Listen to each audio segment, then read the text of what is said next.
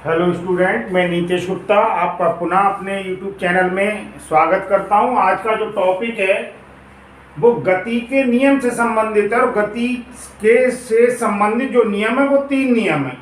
उनमें से जो पहला नियम है उसके बारे में मैं आज विचार कर रहे हैं, हम लोग डिस्कस कर रहे हैं। गति का प्रथम नियम जड़त्व तथा द्रव्यमान। इसमें जड़त्व और द्रव्यमान के बारे में भी डिस्कशन करना है, इसलिए उसी टॉपिक को साथ में लिखा है, first law of motion and inertia of mass. देखिए पहला नियम क्या है, मैं आपको बताने का प्रयास कर रहा हूं।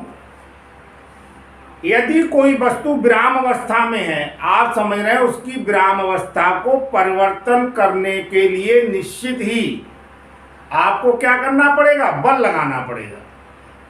इसी प्रकार से अगर कोई वस्तु एक समान चाल से चल रही है तो एक समान चाल से चलती हुई वस्तु की चाल में परिवर्तन करने के लिए क्या करना पड़ेगा, बल लगाना पड़ेगा। और जब तक बल नहीं लगाएंगे तो वो जिस स्थिति या अवस्था में है, अगर विराम अवस्था में है तो विराम अवस्था में बनी रहेगी, और समान वेग से गतिमान है या समान चाल से गतिमान है तो वो लगातार समान चाल से ही चलती रहेगी।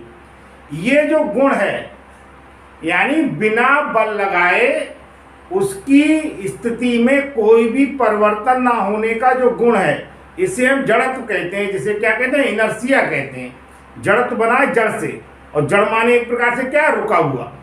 तो देखिए पहला जो नियम, मतलब किसी वस्तु की भौतिक रूप से अगर हम बात करें, अवस्था में परिवर्तन करने के लिए, चाहे वो कैसी भी अवस्था है, चाहे गतिमान अवस्था है चाहे विराम अवस्था है, उसमें अगर हम परिवर्तन करना चाह रहे हैं तो बाह्य बल की आवश्यकता अवश्य होगी। बिना बाह्य बल के ये परिवर्तन करना संभव नहीं है।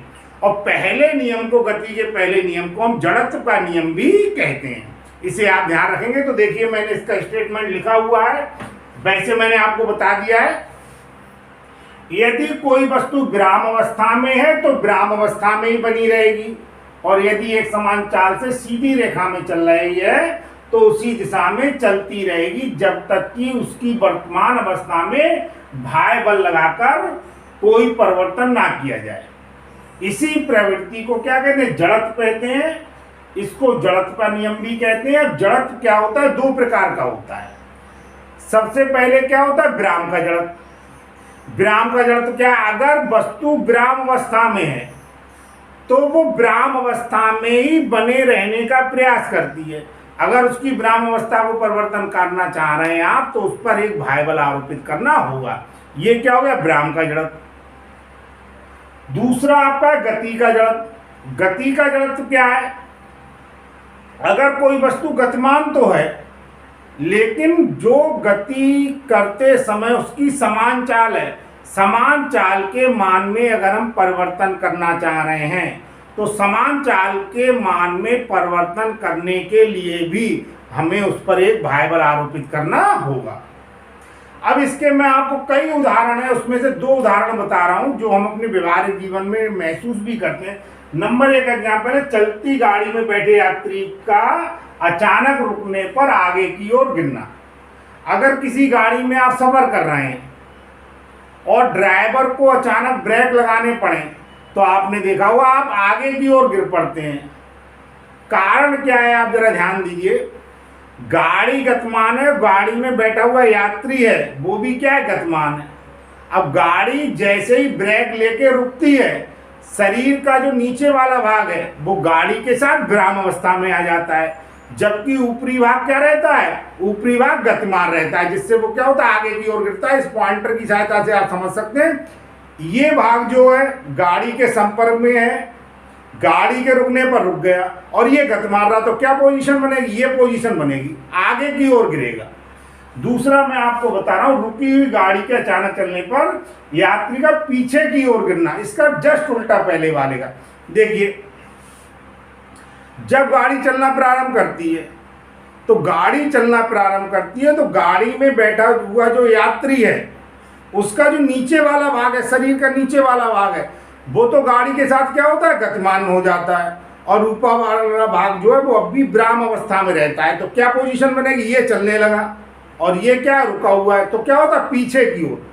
किधर गिरेगा वो, पीछे की ओर गिरेगा। तो मैंने दो उदाहरण बताए, दोनों एक दूसरे के अपोजिट है, आपके समझ में भी आ गया हूँ।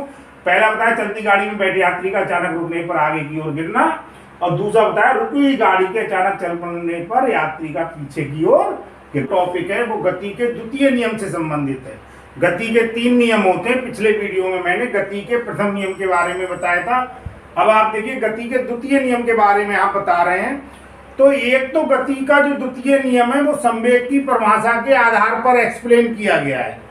तो संवेग की परिभाषा के आधार पर एक्सप्लेन करेंगे, इसे अगले वीडियो में करेंगे। देखिए सबसे पहले क्या है जो हम पढ़ते हुए आ रहे हैं, किसी वस्तु पर लगाया गया बल उस वस्तु के द्रव्यमान तथा उसमें उत्पन्न त्वरण के गुणनफल के क्या होता है, अनुक्रमानुपाती होता है। ये छोटे क्लासेज में भी 9 से पहले भी हम ये डेफिनेशन पढ़ चुके हैं। तो हम ये बताएंगे ये F बराबर ma जो होता है द्रव्यमान और त्वरण के गुणनफल के अनुक्रमानुपाती होता है ये बल। इसे अभी हम आगे चलकर संवेग की परिभाषा के आधार पर भी मैंने आपको बताया, एक्सप्लेन करेंगे।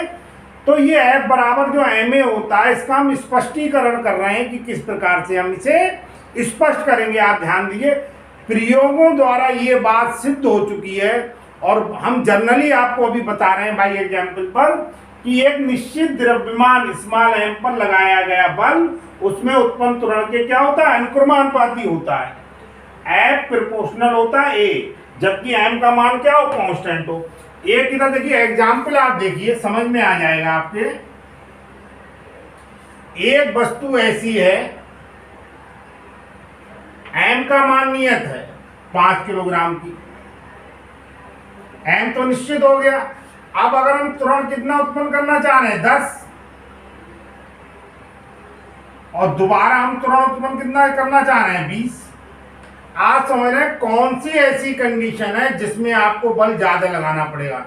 जिस कंडीशन में आपको त्वरण का मान 20 उत्पन्न करना है, 20 मीटर पर सेकंड स्क्वायर उत्पन्न करना है, उस समय आपको ज्यादा बल आरोपित करना पड़ेगा।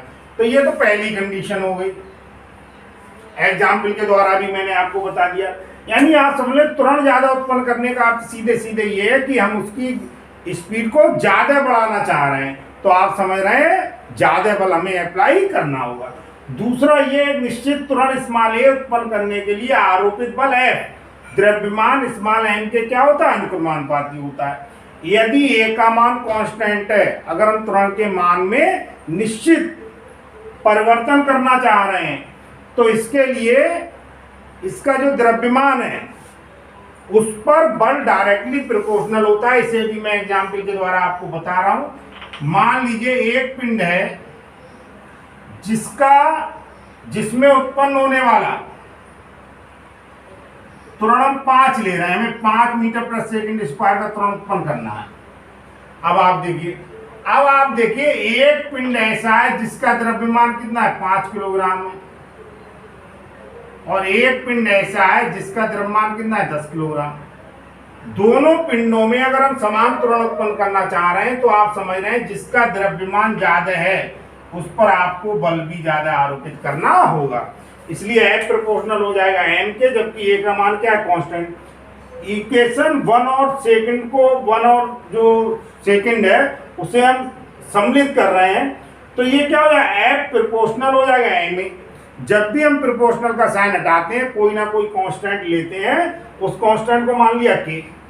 यहाँ पर जो कांस्टेंट k है उसका मान हम 1 ले सकते हैं, ज्यादा डिटेल में जाने की जरूरत नहीं है अभी। तो F बराबर क्या हो जाएगा m में। यानी जो मैंने यहाँ पर सेकंड लॉ आपको बताया था उसका स्पष्टीकरण इसके द्वारा मैंने कर दिया और बाई एग्जाम्पल मैंने आपको समझा भी दिया। अब आप देखिए ये जो दूसरा नियम है इसमें पहला जो नियम है फर्स्ट लॉ है वो समाहित है। कैसे है, F बराबर क्या होता है m में। यदि F बराबर 0 हो तब, अगर F का मान यहाँ पर 0 रख देंगे तो A का मान क्या हो जाएगा 0। यानी हम बाह्य बल आरोपित नहीं कर रहे हैं तो त्वरण का मान क्या होगा 0। त्वरण बराबर होता है वेग परिवर्तन बटे समय, इसका मान क्या हो गया 0।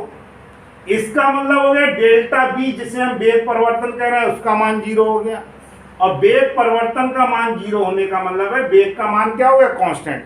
जैसे कोई रॉकेट है जिसकी चाल अभी कितनी है 10 मीटर प्रति सेकंड स्क्वायर है, कुछ देर बाद भी उसकी चाल कितनी है, 10 मीटर प्रति सेकंड स्क्वायर है, तो उसके वेग में कोई परिवर्तन ही नहीं हो रहा है। और वेग में परिवर्तन जब नहीं हो रहा है तो उसका मतलब क्या, चर्चा करने जा रहे हैं गति के तृतीय नियम की, थर्ड लॉ ऑफ मोशन। गति का तृतीय नियम बताने से पहले, स्टेटमेंट बताने से पहले कुछ मैं आपको ऐसी घटनाएं बता रहा हूं जिससे आप समझने का प्रयास करें कि थर्ड लॉ है क्या, क्यों इसके कॉन्सेप्ट की जरूरत पड़ी। आप किसी मेज पर, लकड़ी की मेज पर जोर से हाथ मारे, घूंसा मारते हैं, आपने महसूस किया ताकत तो आपने लगाई मेज पर, घूंसा तो आपने मारा, लेकिन आपके हाथ में दर्द क्यों हुआ, क्या कारण है। इसी प्रकार से मान लिया आप अंधेरे में जा रहे हैं और अंधेरे में जाने पर आपका किसी दीवार से सिर टकरा गया, तो टक्कर तो आपने मारी थी, ऐसा क्या कारण है जिसकी वजह से आपके सिर में चोट लगी, एक बल लगा। तो यही क्या है, यहाँ से ही गति के तृतीय नियम का कॉन्सेप्ट आता है। अभी मैं आपको आगे स्टेटमेंट बताने के बाद और भी इसके एग्जाम्पल बताऊंगा जिससे आपको स्पष्ट हो जाएंगे। तो इसमें क्या है, मैं सीधे सीधे स्टेटमेंट बता रहा हूँ। देखिए मैंने लिखा हुआ है, जब भी कोई वस्तु दूसरी वस्तु पर बल लगाती है तो दूसरी वस्तु भी उतना ही बल विपरीत दिशा में पहली वस्तु पर लगाती है। मतलब एक वस्तु के द्वारा जितना बल दूसरी वस्तु पर लगाया जाता है, दूसरी वस्तु के द्वारा उतना ही विपरीत दिशा में बल पहली वस्तु के द्वारा पहली वस्तु पर लगाया जाता है। इसे हम छोटे शब्दों में कथन के रूप में तृतीय नियम को ऐसे कह सकते हैं, प्रत्येक क्रिया के बराबर तथा विपरीत दिशा में प्रतिक्रिया होती है। अब इसका बहुत ही प्रायोगिक प्रदर्शन बहुत ही आसान है, हम लोग कर सकते हैं। हमने दो स्प्रिंग बैलेंस ली, कमानीदार तुला आप मान सकते हैं, इनमें एक का नाम ए है और एक का नाम क्या है, बी है। हमने बी जो स्प्रिंग बैलेंस है उसका एक सिरा किससे लगा दिया, घृणाधार से, दीवार से, और उसमें हमने कनेक्ट कर दिया दूसरे ए स्प्रिंग तुला के हुक को। और जब हम यहाँ पर हैंड से इसे खींचते हैं तो आप इसे खींच रहे हैं तो आप समझ रहे हैं कि आप तो इस पर बल किधर लगा रहे हैं, इस दिशा में, क्योंकि आप इस साइड पर खींच रहे हैं। और ठीक उतना ही बल दूसरी स्प्रिंग तुला जो है उस पर किधर लग रहा है, आपने बल लगाया विपरीत दिशा में लग रहा है। आप ऐसे मान सकते हैं, आपने इधर खींचा तो बल लगाया इधर, और इस पर बल किस साइड पर लगा, इस साइड पर लगा। दोनों जो स्प्रिंग तुला हैं जो एक दूसरे से जुड़ी हुई हैं, जबकि हमने ए स्प्रिंग तुला है उससे क्या करते हैं, खींच रहे हैं। तो हमने देखा जो रीडिंग ए में थी ठीक उसी के बराबर रीडिंग किसमें, बी में। यानी लगने वाला जो बल है वो बराबर है, लेकिन कैसा है, विपरीत है। इसमें लग रहा है इस साइड पर और इसमें लग रहा है इस साइड पर। एक में लग रहा है इस साइड पर बल और दूसरे में बल किस साइड पर लग रहा है, इस साइड पर लग रहा है। अब मैं आपको बता रहा हूं तृतीय नियम से संबंधित कुछ महत्वपूर्ण बातें। सबसे पहले आप याद रखिए, न्यूटन के तृतीय नियम को हम क्रिया प्रतिक्रिया का नियम भी कहते हैं। नंबर 2 इससे संबंधित महत्वपूर्ण बात है, यह बल एक साथ अलग अलग वस्तुओं पर लगते हैं। ये बल जो अप्लाई होते हैं वो एक साथ लगते हैं, लेकिन क्या होती है, क्रिया और प्रतिक्रिया एक ही वस्तु पर ना होकर कैसी होती है, अलग अलग वस्तु पर होती है।